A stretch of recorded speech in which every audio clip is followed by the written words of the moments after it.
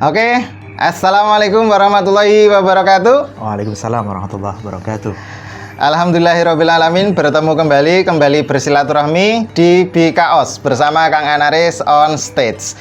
Dan di panggung pagi hari ini bersama Kang Anaris, alhamdulillah saya ketemu dengan Ustadz, ketemu dengan sahabat saya ya yang sangat spesial. Beliau adalah Ustadz yang luar biasa ya, berbobot ya. Tahu berbobot ya, artinya berapa kilo Tat? Iya itu kan, jadi bobotnya itu ya ada lah gitu. Alhamdulillah pada pagi hari ini kita meruput ya, utuk-utuk cara bahasa Jawa ini kayak gitu. Pagi-pagi kita ya silaturahmi ke kediaman beliau, Ustadz Agus Siddiq, yang pagi hari ini memang jadwal beliau itu padat. Makanya kalau tidak meruput, kalau tidak sejak awal kita janjian, kemudian kita sowan ke beliau, pasti beliau sudah banyak aktivitas. Dan insya Allah nanti beliau akan segera mengajar di sekolahan. Maka kesempatan yang sebentar ini kita akan ngobrolin tentang apa aktivitas beliau akhir-akhir ini. Bagaimana Tat? Kabarnya sehat? Alhamdulillah. Masya Allah. Ngono tok Tat? Iya, kira-kira jenengan ya sehat toh? Oh, alhamdulillah, yes. Ya, alhamdulillah. Nikmat Allah SWT harus kita senantiasa syukuri. Mudah-mudahan dengan kita bersyukur kepada Allah SWT, kita semua juga diberikan nikmat yang lebih darinya. Alhamdulillah, insya Allah. Alhamdulillahirrahmanirrahim, semuanya sehat. Dan Ustadz Agus Siddiq, wah terkenal Agus Siddiq Al-Bantuli. Kenapa ada Al-Bantulinya, Tat? Asli Bantul. Wah, asli Bantul. Gitu. Kalau ya. kita sebut di sini karena kecamatannya Al-Kasian ya, Kasian kemudian Al-Kasiannya Mesake. Al-Kasiani yang dikasihani. Mesake ya. Mending Al-Bantuli. Al-Bantuli ya, Masya Allah. Itu nek serandaan Al-Serandaani. Iya. Masya Allah. Oke. Nah, Ustadz, ini ngomong-ngomong tentang aktivitas panjenengan nih. Ini kan dakwah dan dakwah. Nah, di masa pandemi seperti ini gimana Tat nih Tat? Kayaknya dakwah itu ya jenengan saya sering lihat itu ngisi di banyak forum, ada majelis taklim, pengajian rutin. Ini dalam masa pandemi kan jadi sepi Tat. Nah ini nanti kan jadi sepi job Tat. Nah ini terus gimana Tat? Ya dalam hidup kita ini kita kan harus memiliki prinsip bahwa dakwah ini adalah satu amalan yang istimewa ya. Amalan yang memang menjadi kewajiban seorang muslim, yang dengan amalan itu sesungguhnya menjadikan muslim yang orang-orang yang lainnya itu tersentuh dengan Islam. Jadi amalan yang sesungguhnya membuktikan cinta kita kepada sesama itu adalah dakwah. Nah, dalam kondisi pandemik seperti ini tentu dakwah dalam makna kita menyampaikan kepada masyarakat, dalam makna menyampaikan kepada jamaah secara umum, kemudian mereka berkumpul dan sebagainya tentu sedikit berkurang. Tetapi karena dakwah itu menjadi suatu kewajiban yang harus kita lakukan, maka kewajiban dakwah ini tetap harus kita lakukan ya. Karena saya memahami dakwah itu tidak mesti berada di mimbar, dakwah itu tidak mesti berada di podium, megang mic, kemudian menyampaikan itu dengan gaya forum, tetapi sebenarnya dakwah itu ya kita berusaha untuk merubah kondisi mat'u dakwah kita dari kondisi yang tidak islami kepada bagaimana mereka itu memahami Islam, tentunya dengan cara-cara yang baik, cara-cara yang persuasif yang mengajak kepada mereka, tidak terkesan menyalahkan, menghakimi dan sebagainya. Kalau tadi ada pertanyaan berarti agak sepi. Sepi job itu Tat. Iki piye iki? Engko dapur rumah nggak ngebul. Gimana tadi Tat? Banyak kan orang sekarang wah iki misalnya ajeng ngundang Ustadz Siddiq gitu ya. Wah iki Ustadz Siddiq iki kelasnya opo? Kan gitu kan. Kelas berat. Oh iya kelas berat ya. Kelas berat, Bro. Wah iki kelas berat ya toh. Kelas berat iki terus amplope piro. Nah, gitu kan. Misalnya banding karo Ustadz Abdul Somad ya. Ini gimana tanya tuh? Wah, ini memang sekali lagi ya, kami memahami ya, dan kami juga diajarkan oleh guru-guru kami yang namanya membawa atau mendakwahkan syiar Islam itu tentunya ya harus didasari kepada kewajiban kita atas din ini.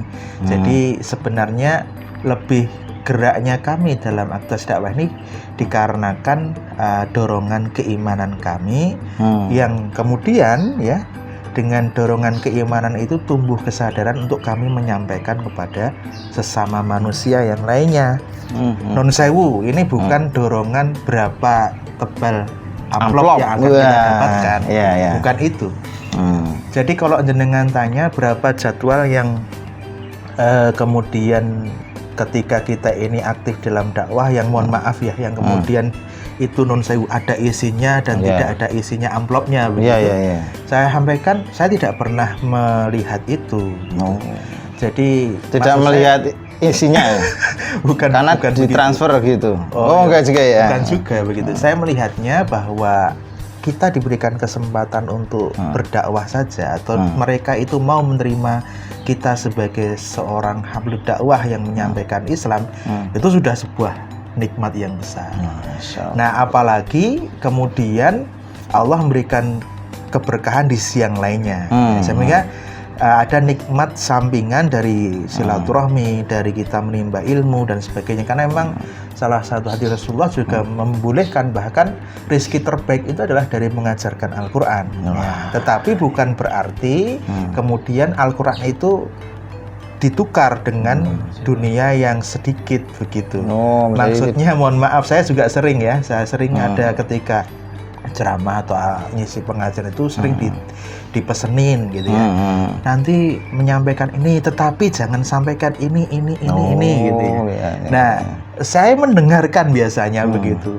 Tetapi saya masih akan berusaha bagaimana Islam itu tersampaikan tanpa harus tapi ya. Jadi tidak pernah melihat apakah kemudian saya bertemu dengan siapa, bertemu dengan muslim semuakah atau bertemu dengan orang-orang yang lain gitu.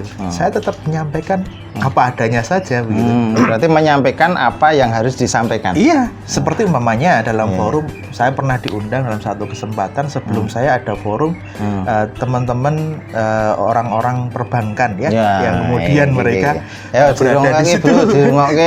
Terus kemudian ya manajer-manajer perbankan bertemu dengan orang-orang otomotif gitu ya. Terus kemudian bagaimana mereka membuat satu peluang bisnis bisnis dodolan mobil ning regane iso sampai ke masyarakat itu seperti apa, sehingga muncul kredit murah, leasing. Maka ketika saya disampaikan kesempatan itu, saya merasa ini sebuah kebahagiaan bertemu dengan banyak orang gitu. Nah, maka saat itu ya saya sampaikan betapa pentingnya yang namanya muamalah syariah, muamalah yang sesuai dengan syariatnya Allah Subhanahu wa taala. Terus kemudian bagaimana kita ingatkan kepada para mat'u kita, siapapun dia, itu untuk mengambil rizki minallah ini dari hal-hal yang memang diperbolehkan oleh Allah Subhanahu wa taala. Karena ini hadis Rasulullah SAW yang diturunkan ya, atau yang disampaikan beliau itu adalah man akhadha minad dunya minal halali hasabahullah. Man akhadha minad dunya minal harami adabahullah. Barang siapa yang mengambil dunia dengan cara yang halal, maka dia akan dihisab. Ya, dihisabkan. Jadi kalau seandainya orang itu mengambil dunia dengan cara yang halal, dihisab. Tetapi ketika seorang itu mengambil dunia dengan cara yang haram, ingat, kalau yang haram bukan dihisab lagi, maka dia akan diazab oleh Allah SWT. Kepentingan saya, dakwah itu kan memang begitu. Dakwah itu bertemu dengan siapapun, kita memang tidak boleh memvonis, tetapi kita harus menyadarkan. Nah, kondisi yang seperti ini nih, benar apa tidak, boleh apa tidak, baik apa tidak, untuk siapa? Bukan untuk kita, tapi untuk termasuk untuk mat'u dakwah. Untuk mat'u dakwahnya. Begitu kan? Sehingga terus terang ketika bertemu dengan begitu, saya tidak lagi melihat nanti efeknya apa terhadap Wah, mohon maaf iya, ya iya. tadi ya. Kalau tadi bicaranya Nong terus perbankan kok melarang perintah riba.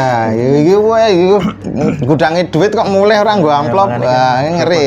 ya, Pikirannya sampai seperti iya, itu ya. iya. Iya, iya, Ya iya. makanya dakwah itu sangat dinamis ya. Kita ketemu dengan banyak orang dan banyak orang itu nanti akan melihat kita seperti apa. Nah, tentunya ketika di dalam dunia dakwah itu memang orang sangat identik dengan ya kadang wongnya ngomongnya nek wong dakwah ya harusnya sempurna gitu. Ya, Tapi ya. sebenarnya tidak mungkin kita bisa menjadi sosok yang sempurna karena yang sempurna itu hanya Allah SWT kan. Iya, Nah, iya, tetapi itulah yang kemudian kadang-kadang kita harus berpikir nonton tamu pitik. Iya, ya harus ngaji gitu pitik ya. Ya. Ini pitik akeh iki. Untuk kemudian kita menjadi orang-orang yang berusaha sesuai dengan apa yang menjadi ketetapan Allah SWT. Begitu. Ya. Jadi Betul, tidak betul. dakwah itu tidak identik dengan Imbalan gitu ya. Wah, ternyata teman-teman sekalian syaratnya untuk berdakwah itu nggak berat kok. Ya, nggak berat. Sampaikan apa yang harus disampaikan. Dan jangan berpikir bahwa untuk dakwah itu kemudian pasti akan ada imbalan materi.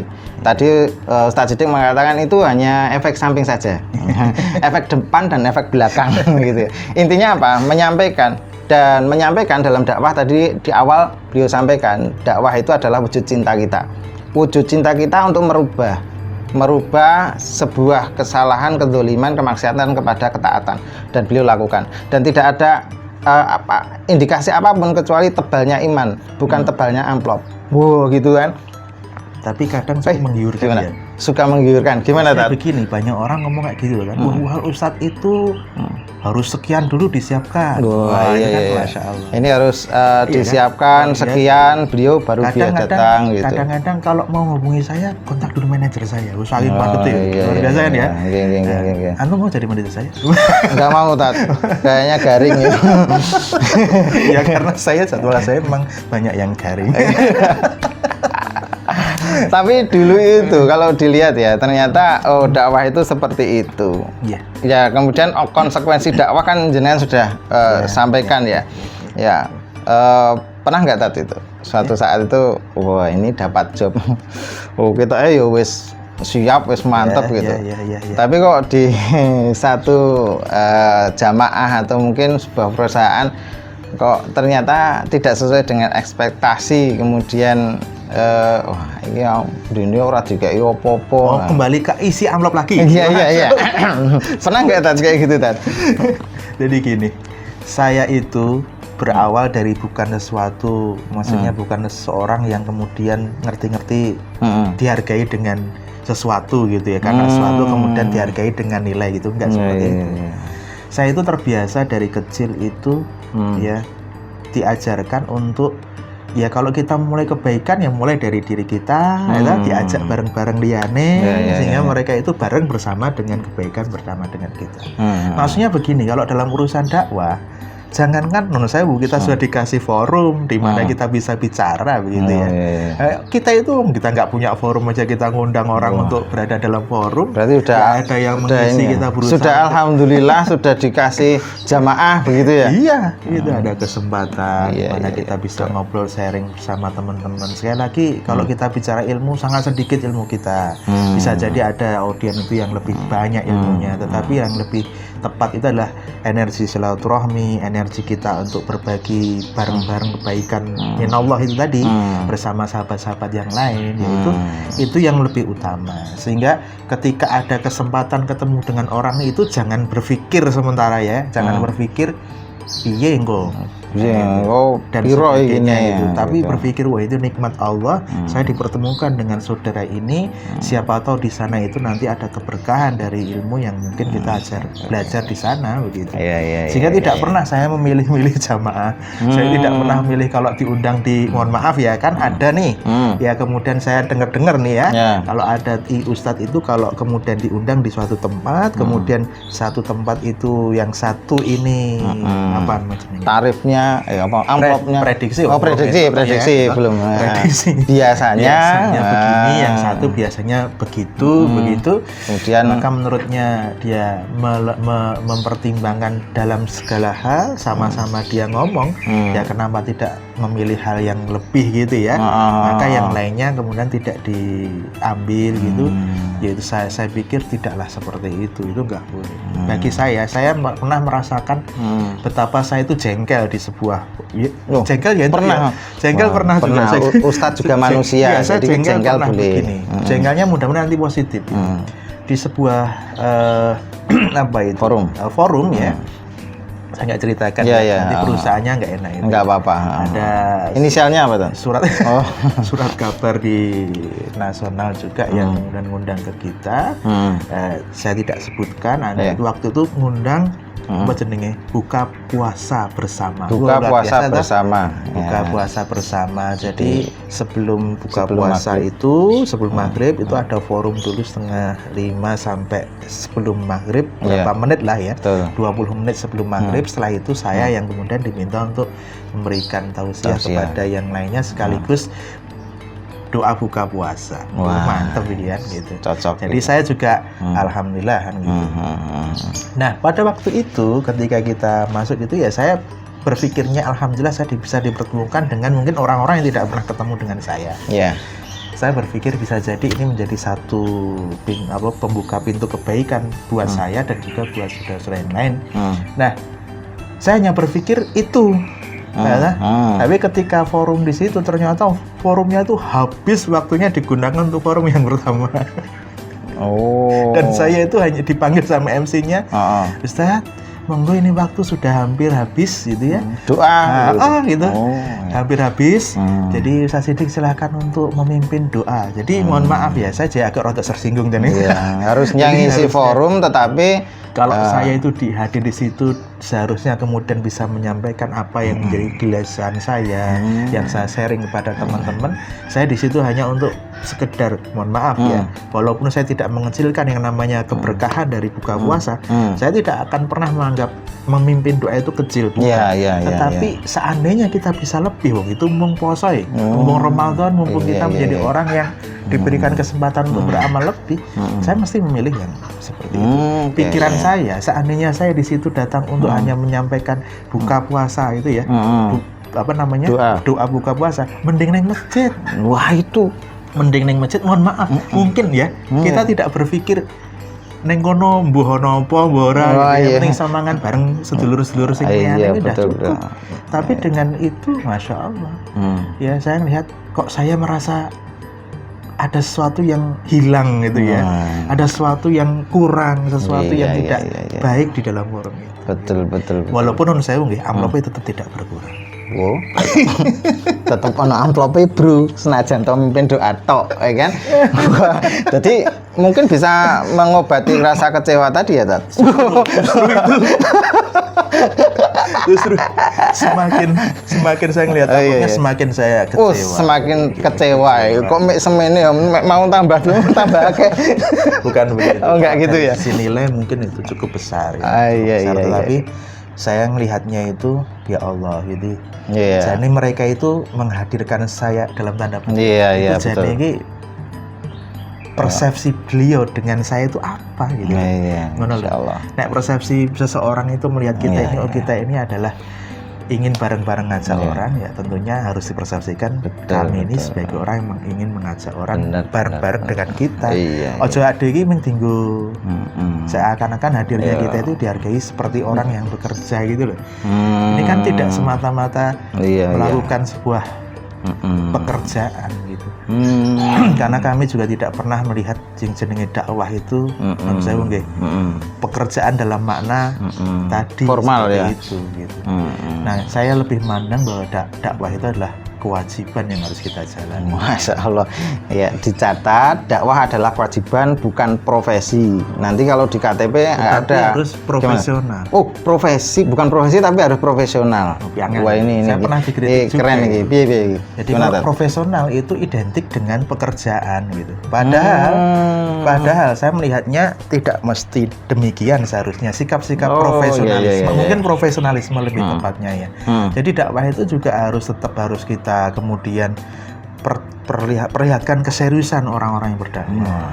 Dia harus menyiapkan, dia harus merings waktu dengan tepat, dia harus, mohon maaf nggih, sesuai dengan jadwal, ya kan? Kita bukan kemudian kalau diundang sih itu kita datangnya lebih meruput, kalau sih yang sana, yang jamaah sana kayaknya garing itu terus tekonnya telat-telat gitu, nggak bisa begitu. Berarti harus ada profesionalisme dalam dakwah.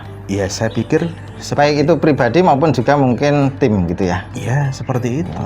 Keren. Harusnya seperti itu. Jadi ada kedisiplinan, itu tadi misalnya contohnya itu ya tidak terlambat gitu kan. Iya, betul. Nah, kan kemudian yang sering kan terjadi gitu ya. Gampang batalkan job wah, hati-hati ya. Jadwal dan sebagainya. Kalau betul, emang kita ada punya tim ya bagus. Kalau seandainya kita tidak bisa, ada halangan, kenapa kita tidak komunikasikan baru saudara kita yang lain untuk bisa mengganti kita gitu.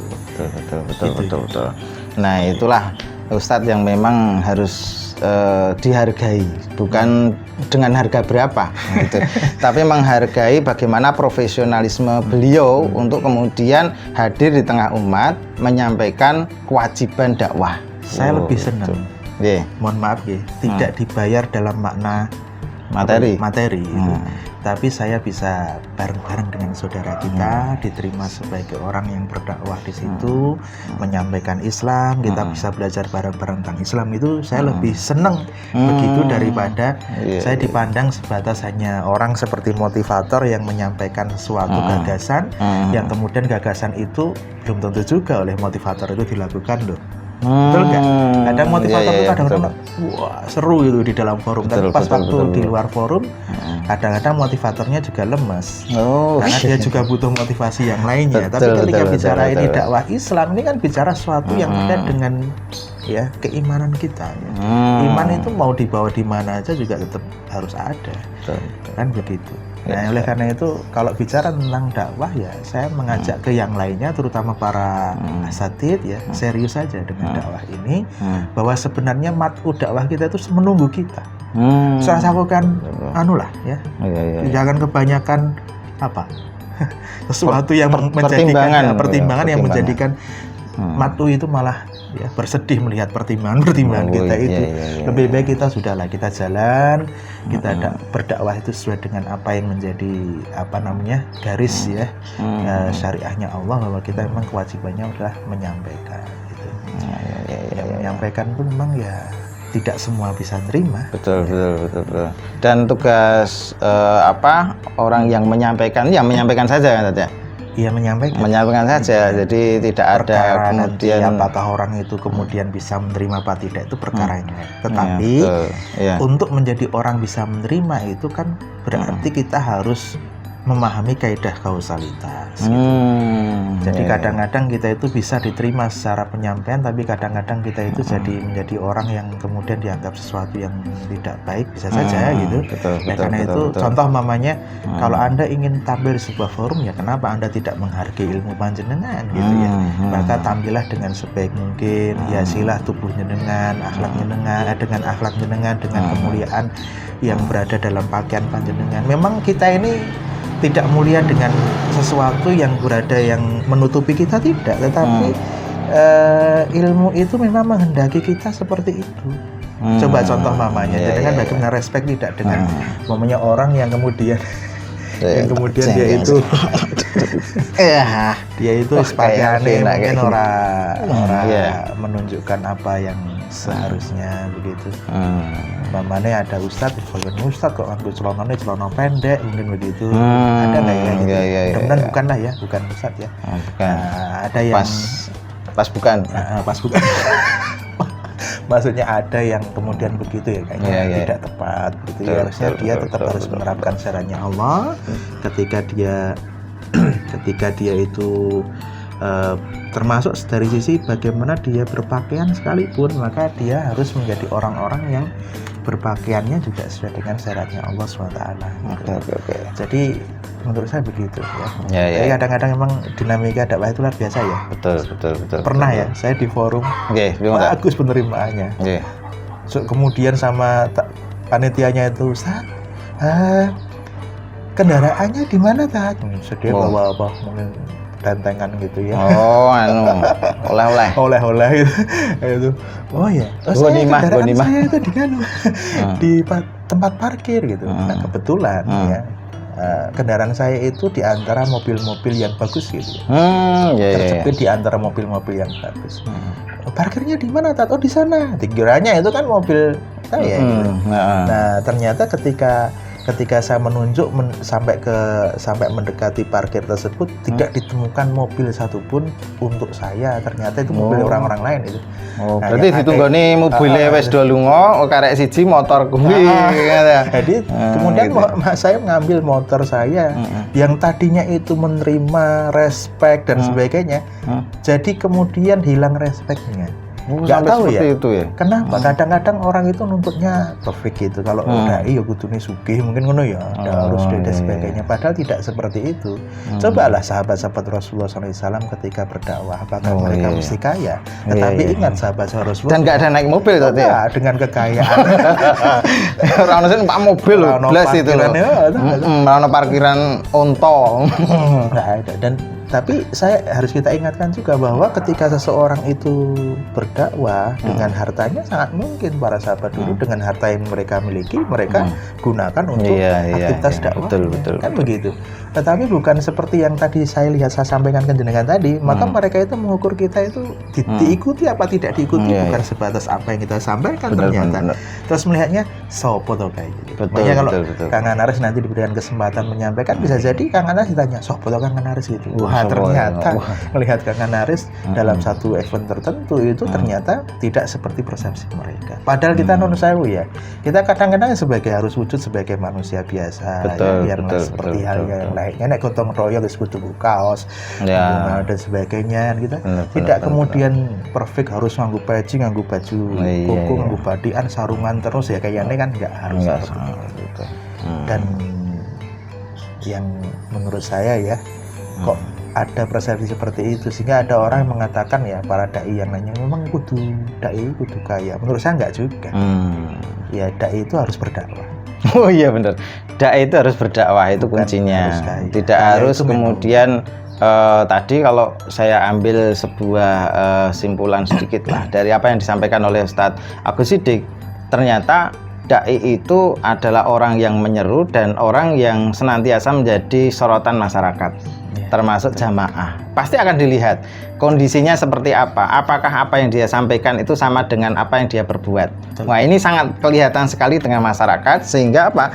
Sehingga menjadi penting seorang pengemban dakwah atau orang yang menyeru gitu tadi, dia bisa memposisikan dirinya ya sesuai dengan apa yang dia sampaikan tadi. Wah, luar biasa sekali. Jadi itu ternyata kalau dibilang dakwah itu yang mudah, karena memang sebenarnya dakwah ini hanya menyampaikan saja, tetapi konsekuensi dakwah bagi seorang dai itu menjadi berat ya. Nah ini Ustadz Siddiq, ini kenapa sih jenengan kok bisa memilih jalan ini gitu ya? Dulu waktu kecil tuh punya cita-cita ini menjadi pendakwah apa enggak gitu? Alhamdulillah ya, saya itu dari kecil itu memang... Dulu lulusan mana? IAIN atau UIN? Bukan ya, saya pernah ngambil formulir IAIN pernah. Berarti pernah masuk ya? Masuk kampus aja. Ngambil formulir. Iya. Dan banyak orang yang kemudian bertanya kepada saya, IAIN ya Tat? Itu sering ya seperti itu? Iya, saya bukan orang IAIN. Dan mohon maaf ya teman-teman, saya jadi gitu. Basicnya dulu bukan saya pendidikan agama. Saya dulu di kampus di teknik sipil gitu ya. Sama-sama bangun gitu ya. Oh iya. Cuma bangunnya berbeda gitu. Iya. Bangun peradaban. Lebih ke arah bagaimana membangun bangunan umat lebih kokoh ya, dari sisi keimanannya ya. Dan masyarakat itu punya impian, masyarakat bisa punya impian untuk sebuah masyarakat yang Islam. Ya itu yang mungkin kemudian berpindah dari teknik sipil menjadi teknik syariah mungkin gitu ya. Ya, semoga lah terserah apa gitu ya. Tapi berarti memang munculnya keinginan untuk kemudian menyampaikan, untuk berdakwah itu semenjak kuliah itu ya? Bukan ya. Oh, enggak sebenarnya juga. Alhamdulillah saya dianugerahi orang tua ya, walaupun beliau adalah bukan kemudian berbasic agama yang seperti di pesantren gitu, tapi setidak-tidaknya mereka mengarahkan saya dan adik-adik saya itu untuk mengarahkan fokus terhadap urusan agama ini. Jadi kalau dulu dari SD itu ya saya itu kok koyo malah ngomong ke apa jenenge profil SD flashback flashback ya ke belakang. Saya belakang. menangis ya dengan itu saya menangis dan saya bersyukur dengan nikmat Allah ya. Kopi. Iya. Saya ambilkan dulu gimana? Ya, boleh. Ya. Ini karena di rumahnya Ustadz, maka yang menyediakan kopi Ustadz Siddiq. Ya. Kita tunggu biar nanti tambah hangat perbincangan kita. Tadi bicara tentang masa kecil beliau. Ya. Kita lanjutkan ya. Oke. Tapi monggo dulu, silakan kopinya diminum dulu nih. Masya Allah, alhamdulillah ini berkah orang silaturahmi ya, memanjangkan umur dan mendekatkan rezeki dan alhamdulillah ini di rumah Ustadz Agus Siddiq. Wes kopi wangi tat. Wangi ini kopi tuh. Wangi ya, padahal ya satu sapa burung. Nah, kita nyeruput dulu. Alhamdulillah luar biasa. Biar ngobrolan kita pagi hari ini tambah hangat. Sehangat suasana pada pagi hari ini, matahari mulai bersinar ya. Kopinya juga sudah kemepiar. Luar biasa. Dan kita lanjutkan Tat. Dulu waktu kecil jenengan kok katanya sudah tergugah semangatnya, rasa untuk kemudian mendakwahkan Islam atau mungkin lebih berkecimpung di dalam aktivitas dakwah ini. Jadi saya itu dulu SD itu di SD negeri gitu ya. Tapi sorenya saya masuk di madrasah. Kayak diniyah gitu ya? Iya seperti itulah ya. Itu jadi sekolah di dua bahasa kita di dua tempat itu. Setiap sore itu saya harus ngaji, belajar gitu. Nah kemudian memang dalam satu kesempatan pernah satu fragmen terjadi, ini saya ceritakan untuk mendorong kita sebagai orang tua itu sangat penting kita mendampingi anak-anak kita, itu sangat penting. Oke. Ketika saya dulu itu yang namanya di kampung ya, itu kalau di kampung kami dulu ketika pas masa-masa 17-an ya biasanya ada event-event yang banyak ya, ada lomba-lomba dan sebagainya. Kalau hanya 11 lomba saya tidak begitu ini ya tertarik karena mungkin ya begitu-begitu saja. Betul. Lomba makan kerupuk. Iya, lomba makan kerupuk itu biasa itu, mangan piring gantung ngene iki. Terus ini terjadi ada kalau di tempat kami itu ada event seperti jadilan begitu. Lagi saya mangan piring mau. Iya, bagiannya mau kerupuk ya.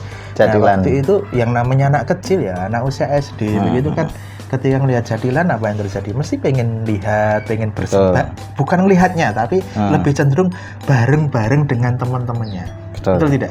Nah, bareng-bareng dengan teman-temannya. Nah, maka saya juga yang namanya anak-anak maka berpikir ini sesuatu event yang tidak boleh ditinggalkan. Ya. Maka kemudian saya menjadi orang yang bersemangat, antusias terhadap satu perkara tersebut, ndelok jadilan. Nonton. Tapi ya melihat nonton jadilan. Tapi alhamdulillah saya dikasih orang tua yang luar biasa menjaga saya itu. Jadi dalam kondisi begitu saja itu ya, ternyata orang tua saya itu sangat memperhatikan. Ini jadwalnya harus ngaji. Saya dijujul Mas ya. Betul. Dijujul, diambil ya. Di waktu itu digandeng dalam kondisi nangis begitu, nangis dimandikan, kemudian dibawa ke ustadz saya dan saya malah disampaikan sama orang tua saya, ibu saya itu, Ustadz, ini tadi itu malah nangis sih, harusnya jadwal ngaji kok malah ngelihat jadilan. Masya Allah, itu tangisan saya saat itu. Tetapi ternyata itu menjadi tangisan saya saat ini. Jadi kok bisa ya? Seandainya saya tidak dijaga orang tua saya untuk kemudian tetap dalam istiqomah dengan jalan yang harus kita ambil ini, maka saya seperti apa sih? Ora ngerti, nek mbiyen ki ora ditarik mulih kon ngaji, nonton jadilan. Iso-iso malah yang lain juga berbeda. Dan mereka itu berbaur ya, pokoknya seneng-seneng karo liyane dan sebagainya. Itu ya seperti halnya yang lainnya. Kan begitu. Maka ketika saya harus kemudian mengambil proses yang lain daripada yang lain, saya waktu itu nangis iya. Tapi saat ini saya menangis bahagia. Kalau tidak seperti itu, coba apa yang terjadi buat kita. Betul. Maka bagi teman-teman, sahabat-sahabat sekalian yang berikan amanah berupa para putra-putrinya, ya putra-putri kita, maka sangatlah jaga potensi anak-anak kita itu. Bisa jadi mereka adalah orang-orang yang akan menjadi investasi buat kita dan menjadikan orang-orang yang memuliakan orang tuanya. Dan saya berpikir saya tidak bisa berbuat apa-apa kecuali mungkin saya harus menjadi anak soleh kan begitu ya. Menjadi anak soleh yang kemudian saya harus senantiasa mendoakan orang tua, yang itu kemudian ternyata bagi orang tua saya itu adalah perkara yang penting. Kan gitu kan. Jadi betul. Itu menjadi penting. Nah, kemudian sejak kecil saya juga dengan di sekolah itu sudah ikut jadi asisten di TPA begitu ya. Jadi saya sangat seneng ya waktu dulu kelingan zaman semono itu ya. Tahun berapa nih? 90-an mungkin itu sebelum itu ya. 80 sekian 90-an itu ya. Wis ora apa-apa ta. Ya. Memang natural begitu. Alamiah. Sama guru agama saya kemudian diminta untuk ikut bantu ngajar. Nah, setelah ikut bantu ngajar begitu, senang sekali itu. Senang sekali dikasih rezeki minallah dari aktivitas ngajar kita. Walaupun mungkin saya melihat waktu itu ya tidak banyak, tapi itu luar biasa. Sebagai pendorong, penyemangat dan sebagainya. Dan mulai dari saat kecil itu saya udah mulai ngajak ngerintis SMP, sudah bikin TPA gitu ya. SMA bikin TPA loh. SMP itu sudah bikin ngerintis TPA di rumah dan semuanya. SMA kemudian kita sudah mulai khotib pertama saya di SMA. Khotib pertama SMA. Oh, sekarang game pertama ya SMP. Saya SMA wis khotib pertama di sekolah ya. Di sekolah ya, saat semua guru-guru saya tawarkan, Bapak monggo silahkan khotib, karena beliau itu biasa khotib, tapi ternyata pas waktu itu mungkin tidak siap bahan bagaimana. Sama seperti saya sebenarnya juga tidak siap bahan, cuma karena saat itu adalah saat pembuktian bahwa ketika kita belajar kita harus mengamalkan ilmu kita, maka tidak ada jeleknya kemudian kita menunaikan apa yang seharusnya ditunaikan.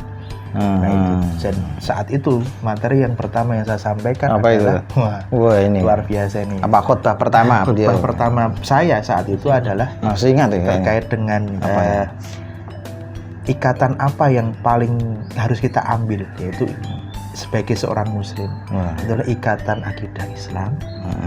Karena ikatan itulah yang akan menyatukan kita kaum muslimin secara utuh, dan bukan ikatan-ikatan yang lainnya. Apakah itu ikatan maslahiyah, ikatan apa lagi, sukuisme ya, atau watoniyah, kebangsaan dan sebagainya. Termasuk ya kalau kita bicara nasionalisme dan sebagainya itu kita sampaikan di situ.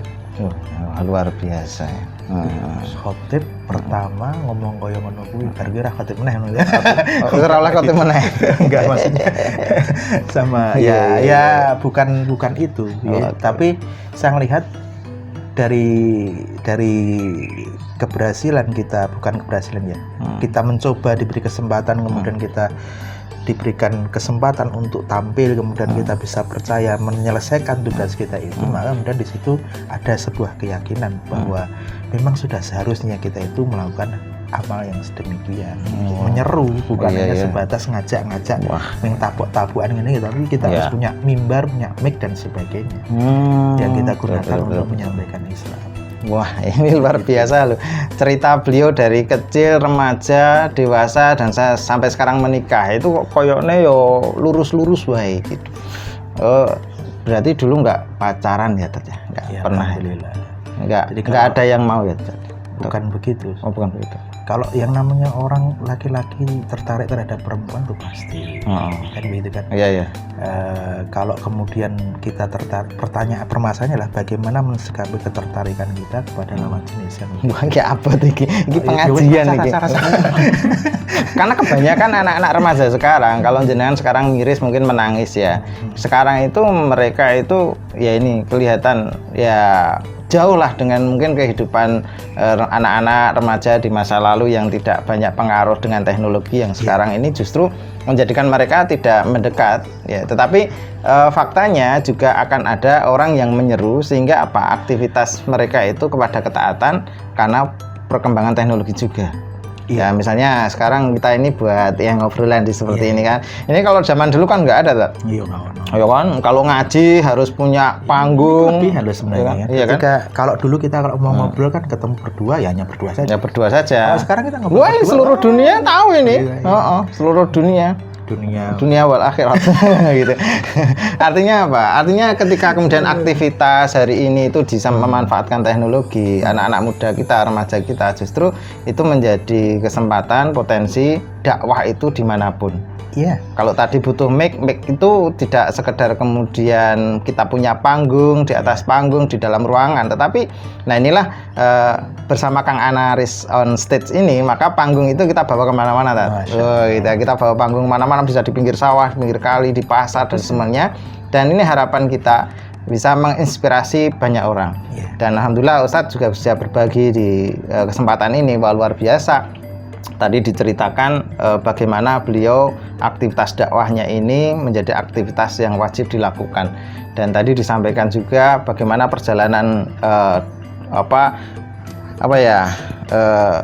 kecintaan beliau terhadap menyeru kepada kebaikan, menyeru kepada Islam ini sejak kecil. Nah ini menjadi penting ini pada yang bapak-bapak, ibu-ibu yang punya kagungan putra, yang punya anak ya ternyata sejak kecil mengenalkan agama itu menjadi penting.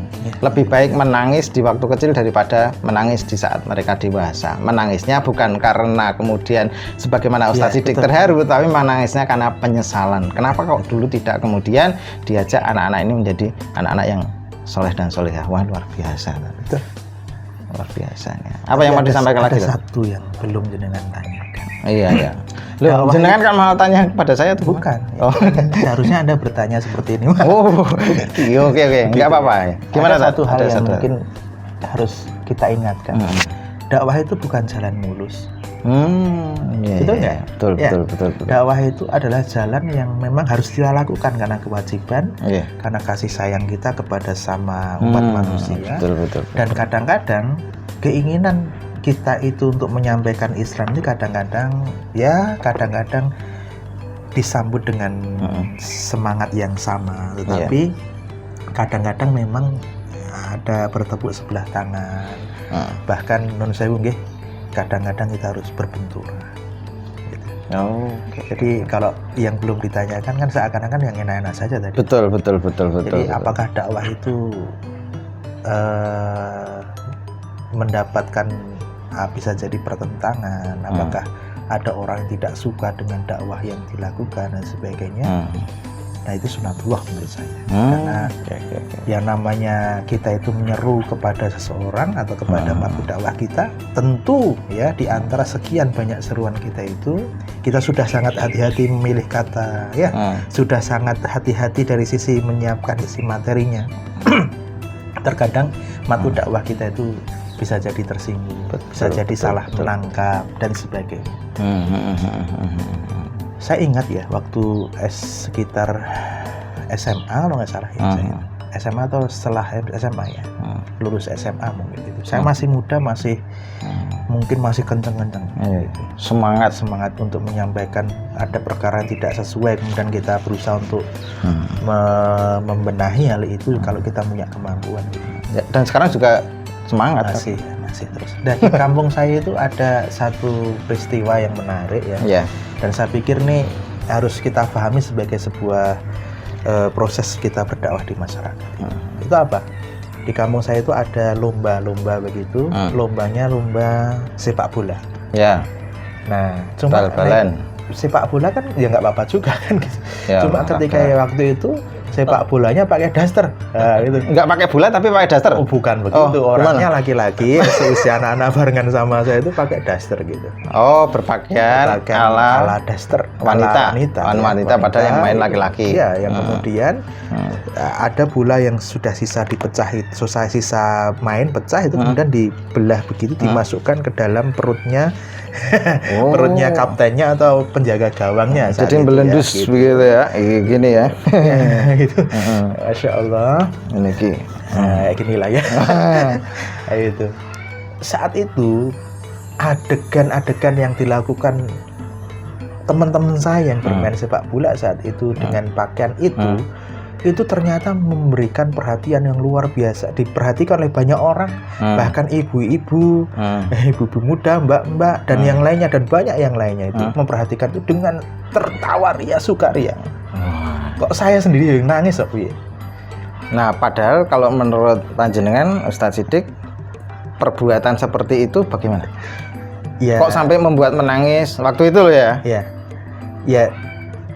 Saya bukan kok menangisnya itu bukan ya, tapi karena ini kan ada satu di mana Rasulullah SAW itu melaknat orang-orang laki-laki yang mengenakan pakaian perempuan, perempuan yang mengenakan laki-laki dan pakaian laki-laki dan sebagainya.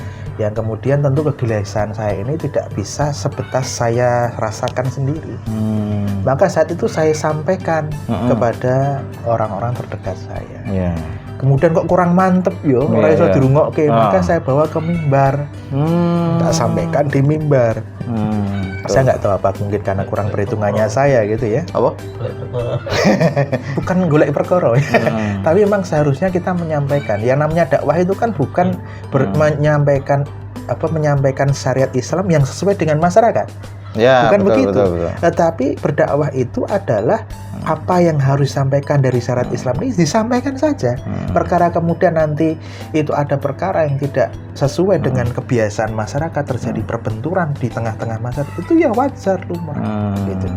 Dan luar biasa dan malah saya yang jadi kemudian disalahkan, dibully, masalah ya, dijauhi oleh yang lainnya dan sebagainya. Padahal itu niatnya baik untuk menyampaikan yang benar itu seperti apa, bagaimana tuntunan syariat Islam itu seperti apa, dan kita itu kan karena kasih sayang kita kepada saudara kita, jangan sampai yang namanya laknat Allah itu diberikan kepada saudara-saudara kita terdekat dan sebagainya. Betul. Dan itu jadi gunjingan, jadi bahan pembicaraan, disebut dengan sebutan yang beraneka ragam, radikul, dan sebagainya, dan sebagainya itu ya. Kemudian bahkan saya pernah dalam tanda petik diajak ngobrol kalau orang di sidang dengan para pemuka masyarakat, ditanya ini dan itu, dan sebagainya, yang sebenarnya itu adalah tidak ada niatan sedikit pun saya berbuat buruk untuk mereka. Benar. Tapi saya ingin menyampaikan bahwa sebuah keburukan yang dilakukan di masyarakat itu kita harus hentikan, dan kita harus mengajak itu dengan sesuatu itu dengan kepada Islam. Nah, ini yang kadang-kadang kalau kita ingin berdakwah ya siap juga dengan segala kemungkinan. Konsekuensi dakwah atau resiko dakwah? Surga. Oh, surga. Luar biasa. Konsekuensi dakwah adalah surga. Jadi sesungguhnya Allah memberikan kepada kita berkasih sayang kepada sesama, Allah kasih kepada kita balasan surga. Cuma memang ketika seseorang itu banyak kan orang menginginkan surga, tapi ketika kita bicara orang menginginkan surga, banyak orang yang tidak siap ya konsekuensi untuk beramal menjadi ahli surga. Nah, itu. Jadi kalau orang itu ingin beramal menjadi amal orang-orang yang ahli surga, ya harus jadi episode kedua. Oh iya ini wah luar biasa. Konsekuensi dakwah adalah kita diberikan oleh Allah surga gitu. Luar biasa. Besok akan kita lanjutkan. Perlu dicatat pada sahabat-sahabat semua, sedulur-sedulur semuanya, ternyata dakwah itu ya seperti itu ya wujud cinta kita kepada sesama manusia. Yang kedua, jelas dakwah itu adalah menyampaikan sesuatu yang ingin disampaikan. Jangan kemudian kita ingin disampaikan apa? yang syariat Islam itu mengharuskan kita menyampaikan. Oh Beda loh, iya. kalau ingin Oh jadi ingin kita, beda lagi ya? beda. Oh beda ya. Subjektif nanti. Oh iya betul. Ya terima kasih tadi koreksi ya. Yang pertama bahwa dakwah itu adalah wujud cinta kita kepada sama manusia. Ya, yang kedua adalah dalam dakwah itu adalah kita harus menyampaikan apa yang harus disampaikan. Itu sesuai dengan apa tujuan dakwah itu, yaitu untuk merubah masyarakat. Luar biasa. Dan ini menjadi kewajiban. Dari kewajiban itu ada konsekuensinya. Konsekuensinya apa? Konsekuensinya dalam dakwah ini menjadi berat ketika kemudian kita tidak mendapatkan sebuah balasan atau sebuah harapan yang Allah akan berikan. Ya, seberat apa yang Allah akan berikan. Jadi untuk dapat surga itu tidak mudah. Ya kata, tidak mudah. Harus ada risiko untuk mendapatkannya. Salah satunya adalah dakwah. Dan kita akan dapatkan surga itu. Wah, luar biasa. Amin. Baik, terima kasih Ustadz Agus Siddiq. Wah, pagi hari ini kita mendapatkan banyak pencerahan. Ya alhamdulillah ya, semoga ini bermanfaat buat kita semuanya. Nah, insya Allah ya, terima kasih juga kopinya. Wah, isih utuh iki. Tekonnya telat.